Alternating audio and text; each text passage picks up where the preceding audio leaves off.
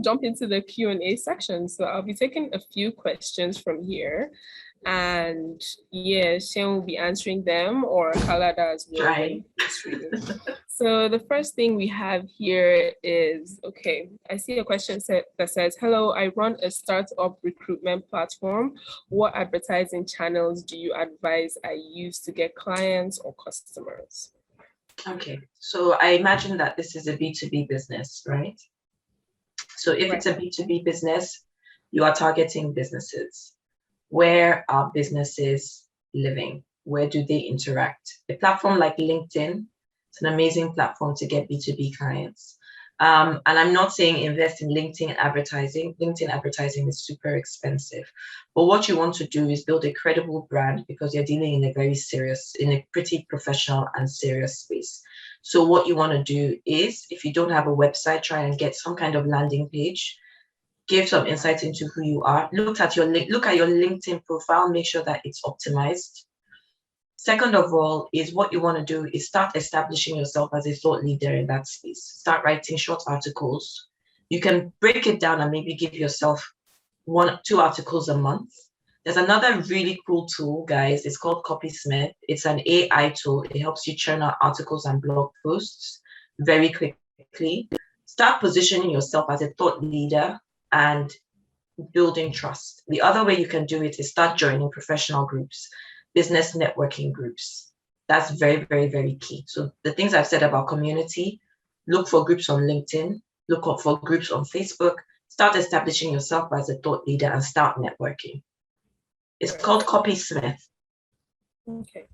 All right, that's great. I have another one here that says, okay, with all these mentioned, it seems like a lot. Does one need to draw up a schedule for these different social media platforms, or, how can we go about it? Definitely. I'm a scheduled person. And just to give you an indication of how big it is, start with one platform that you're comfortable with and build on that. Rome was not built in a day. I've also had this challenge myself, where every molehill is a mountain, and I look at that mountain and I run away and I hide because it seems like a lot. And then that's when you start to procrastinate. And I'm sure a lot of people can relate. If you are comfortable with one platform, start with that platform. And then what you can do is repurpose your content. So if you create an article, that article can be broken down into a video. That article can become a social media post. That article, a social media post. So try and repurpose your content. Take it one day at a time. If you post 3 times a week, it's fine, and give yourself the space and be kind to yourself, right? Don't feel like you need to compete. When you work for yourself as a business owner, you can fall into that trap of being a boss to yourself, right? So take it slow. Think about, but in taking that one platform, right? Think about where your customers are to determine which platform is the most important to you. A lot of us are doing side hustles, yes. So consistency is very key. Break it down. I use calendars. I'm very happy to share my templates with people as well. So I'll share with you the SNE team. Hopefully they'll send them on to you. And they're very, very simple calendars that you can use, and you just pop in your content, and that's it.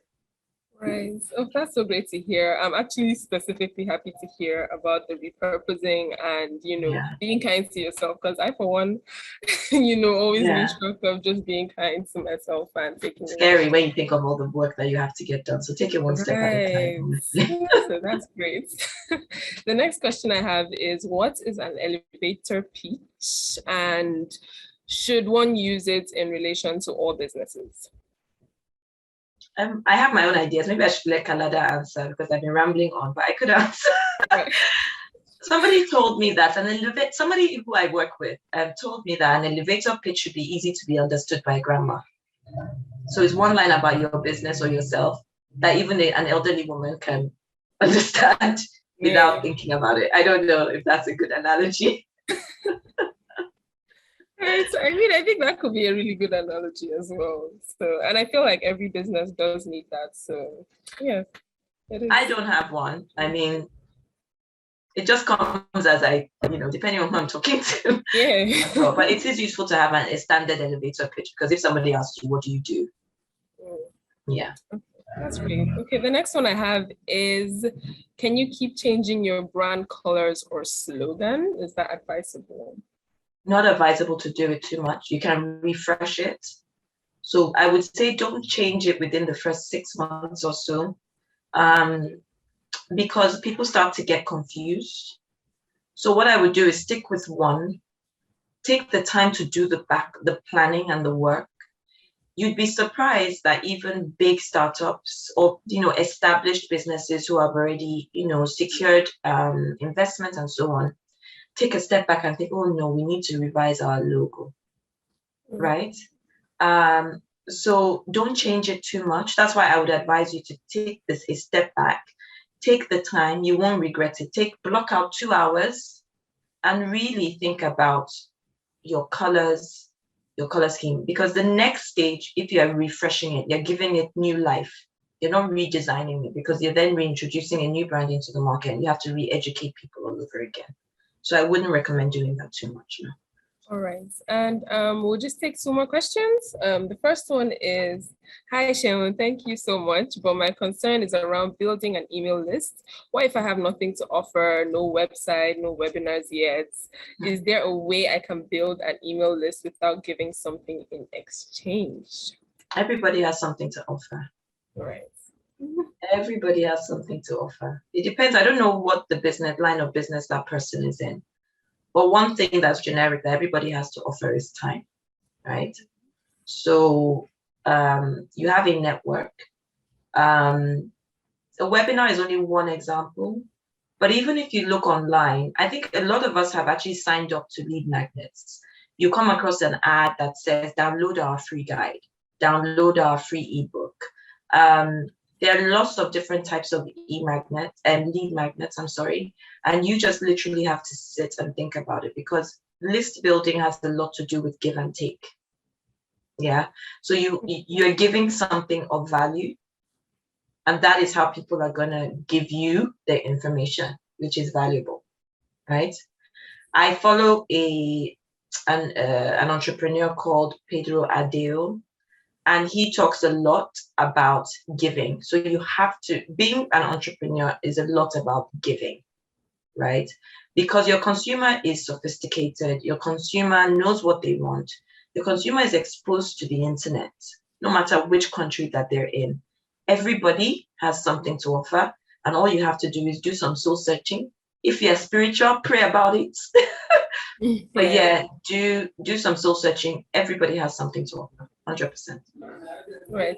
So the final question would be I'll be answering today is, I recently launched a fashion brand and I am yet to make one single sale, even though everyone who's seen my products are absolutely in love with them. My IG is engaging. My website was developed to optimize user experience. I have tried different marketing tactics, still nothing. I'm unsure what to do.